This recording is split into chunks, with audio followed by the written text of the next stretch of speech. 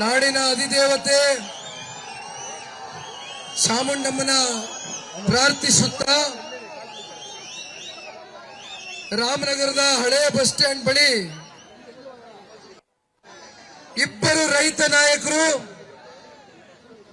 ರಾಜ್ಯ ಕಂಡಂತ ಅಪರೂಪದ ನಾಯಕರಾಗಿರ್ತಕ್ಕಂಥ ಕೇಂದ್ರದ ಸಚಿವರಾಗಿ ಶ್ರೀ ನರೇಂದ್ರ ಮೋದಿಜಿ ಅವರ ಸಂಪುಟದಲ್ಲಿ ಬೃಹತ್ ಕೈಗಾರಿಕೆ ಹಾಗೂ ಉಕ್ಕಿನ ಸಚಿವರಾಗಿ ಕಾರ್ಯವನ್ನು ನಿರ್ವಹಿಸ್ತಾ ಇರ್ತಕ್ಕಂಥ ಮಾಜಿ ಮುಖ್ಯಮಂತ್ರಿಗಳು ಮಾನ್ಯ ಕುಮಾರಣ್ಣ ಅವರೇ, ಮತ್ತೊಬ್ಬರು ರೈತ ನಾಯಕರು, ಹುಟ್ಟು ಹೋರಾಟಗಾರರು ಆಗಿರ್ತಕ್ಕಂಥ ನಮ್ಮ ನಿಮ್ಮೆಲ್ಲರ ಮಾರ್ಗದರ್ಶಕರು ಆಗಿರ್ತಕ್ಕಂಥ ಮಾಜಿ ಮುಖ್ಯಮಂತ್ರಿಗಳು ಬಿ.ಎಸ್. ಯಡಿಯೂರಪ್ಪ ಸಾಹೇಬ್ರೆ, ಜನತಾ ಪಾರ್ಟಿಯ ಅಧ್ಯಕ್ಷರಾಗಿ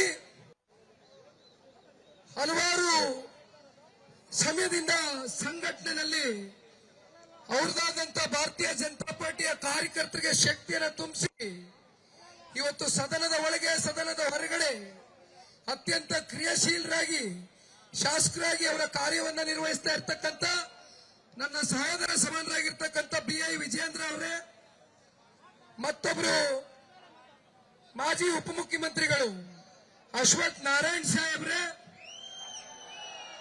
ವಿಪಕ್ಷ ನಾಯಕರಾಗಿರ್ತಕ್ಕಂಥ ಸುರೇಶ್ ಬಾಬಣ್ಣ ಅವರೇ, ಮಳವಳ್ಳಿ ವಿಧಾನಸಭಾ ಕ್ಷೇತ್ರದ ನಿಕಟಪೂರ್ವ ಶಾಸಕರಾಗಿರ್ತಕ್ಕಂಥ ಅಂದಾನಿ ಅವರೇ, ಚೆಲುವಾದಿ ನಾರಾಯಣ ಸ್ವಾಮಣ್ಣ ಅವರೇ, ನಾಡಗೌಡ್ರೆ, ಕೃಷ್ಣಪ್ಪಣ್ಣ ಅವರೇ, ಶ್ರೀಕಂಠೇಗೌಡ್ರೆ, ಮತ್ತೆ ನಮ್ಮ ಮಾಗಡಿ ವಿಧಾನಸಭಾ ಕ್ಷೇತ್ರದ ಮತ್ತೊಬ್ಬರು ಮಾಜಿ ಶಾಸಕರಾಗಿರ್ತಕ್ಕಂಥ ಮಂಜಣ್ಣ ಅವರೇ, ಅರವಿಂದ್ ಬೋರೇಗೌಡ್ರೆ, ಎಲ್ಲ ಎರಡು ಪಕ್ಷದ ನಿಷ್ಠಾವಂತ ಕಾರ್ಯಕರ್ತ ಬಂಧುಗಳೇ, ನಿನ್ನೆ ದಿನ ಮೈಸೂರು ಚಲೋ ಪಾದಯಾತ್ರೆಗೆ ರಾಜೀವಣ್ಣ ಅವರು ಕೂಡ ಇದ್ದಾರೆ, ಮುನ್ಸ್ವಾಮಣ್ಣ ಅವರು ದಯಮಾಡಿ.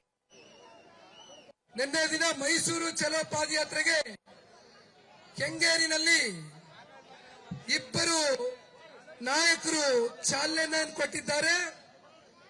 ನಿನ್ನೆ ಸುಮಾರು 16 ಕಿಲೋಮೀಟರ್ ಕೆಂಗೇರಿಯಿಂದ ಬಿಡದಿವರೆಗೆ ಎರಡೂ ಪಕ್ಷದ ಕಾರ್ಯಕರ್ತ ಬಂಧುಗಳು ಒಂದ್ ಕಡೆ ನನಗೆ, ಒಂದ್ ಕಡೆ ವಿಜೇಂದ್ರಣ್ಣನಿಗೆ ಹೆಗಲಿಗೆ ಹೆಗಲು ಕೊಟ್ಕೊಂಡು ಇವತ್ತು ನಮ್ಮ ಜೊತೆನಲ್ಲಿ ಈ ಪಾದಯಾತ್ರೆಯಲ್ಲಿ ಇವತ್ತು ಕೂಡ 22 ಕಿಲೋಮೀಟರ್ ಮಳೆ ಬರಲಿ, ಚಳಿ ಇರಲಿ, ಗಾಳಿ ಇರಲಿ, ಬಿಸಿಲಿರಲಿ ಯಾವುದನ್ನು ಕೂಡ ಇವತ್ತು ಲೆಕ್ಕಿಸಿದಿರಾ.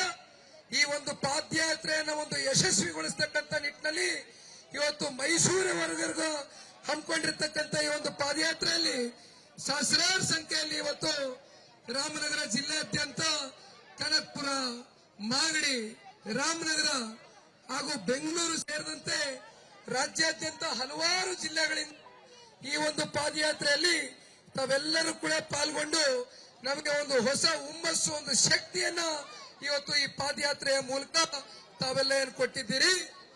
ನಿಮ್ಮೆಲ್ರಿಗೂ ಚೆನ್ನಾಗಿ ಗೊತ್ತಿದೆ, ಇವತ್ತು ಮೂಡದಲ್ಲಿ ಆಗಿರ್ತಕ್ಕಂಥ ಒಂದು ಹಗರಣ, ವಾಲ್ಮೀಕಿ ನಿಗಮದಲ್ಲಿ ಯಾವ ರೀತಿ ರಾಜ್ಯದ ಇತಿಹಾಸದಲ್ಲಿ ಬ್ಯಾಂಕ್ ಮೂಲಕ ಇವತ್ತು ಟ್ರಾನ್ಸಾಕ್ಷನ್ ಆಗಿ 187 ಕೋಟಿ ರೂಪಾಯಿ ಇವತ್ತು ಪರಿಶಿಷ್ಟ ಜಾತಿ, ಪರಿಶಿಷ್ಟ ಪಂಗಡಕ್ಕೆ ಸೇರಿರ್ತಕ್ಕಂಥ ಅಭಿವೃದ್ಧಿಗೆ ಮೀಸಲಾಗಿರ್ತಕ್ಕಂಥ ಹಣವನ್ನ ಇವತ್ತು ಈ ಕಾಂಗ್ರೆಸ್ನ ಸರ್ಕಾರ, ರಾಜ್ಯದ ಮುಖ್ಯಮಂತ್ರಿಗಳು